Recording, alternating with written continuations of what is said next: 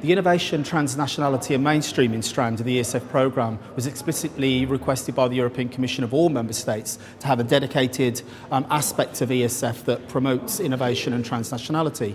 In the England and Gibraltar programme, we identified 6 themes for innovation that are there to address 21st century challenges, and we decided to have a dedicated strand that would explicitly support strategic projects to focus on those 6 themes for innovation. These include things like demographic change, which is there to respond to issues of people aged 50 plus, skills for climate change and sustainable development that looks at things like the green economy and the new growth areas around climate change and sustainable development, and issues around things like ICT and the digital divide.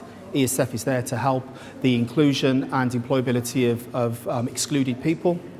We need to address digital exclusion alongside other forms of social inclusion.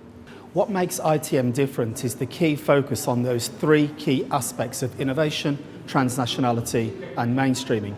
In terms of innovation, it allows us to support larger strategic projects that explicitly work on those thematic areas and thus allow a more innovative and targeted approach to addressing those particular challenges that are flagged up in those themes. In terms of transnationality, it allows the transferability of new ideas, new techniques, new practices that allow projects to trial and test new innovations to tackle the issues in their local neighbourhoods.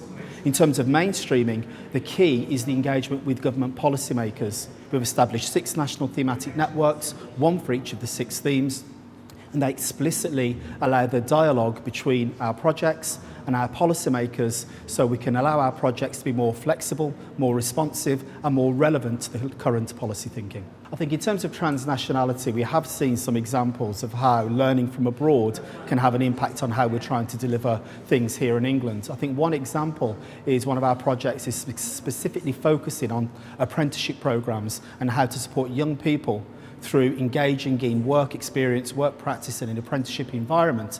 And clearly Germany are well ahead of us in terms of apprenticeships, and it's changed the attitude of young people in the way within which apprenticeship programmes are working in Germany, the attitude of young people that engage in those programmes in Germany, the attitude of employers that engage with young people. And there we took 20 people to Germany to experience how that works in Germany, and they've came back with a completely different mindset. It's actually in the Essex region of England, and I think it's had a big impact on how the programme is perceived and how successful it is in that particular region. In terms of how we can transfer and share the learning from the programme, or indeed mainstream the lessons from the programme, I think it's quite clear that the mainstreaming aspect of it is probably the most challenging. We often find in ESF programmes that there's a lot of innovation, there's a lot of good work that happens, but the key is how you record the journey and how you record the impact of small individual interventions along the pathway. So recording the journey and not just the ultimate destination, i.e. a job or a qualification, is crucial. I think through the thematic networks, those successes, those successful interventions, those things that work are more now coherently recorded, and those messages are passed on to the appropriate audiences that can do something with those messages. I think it's really great to be at the ESF conference here today, because I think it's really, really important to celebrate success where you can see success, but not success from an authority's perspective, from a managing authority's perspective, but from a participant's perspective. And it was really inspiring to hear some of the stories from individual participants and how ESF has been able to change their lives. I think some of the crucial messages that I'll take away from today is perhaps we need to embed a bit more flexibility about understanding what the key learning messages are. I do think the key learning messages are more in the journey that people take rather than the ultimate destination.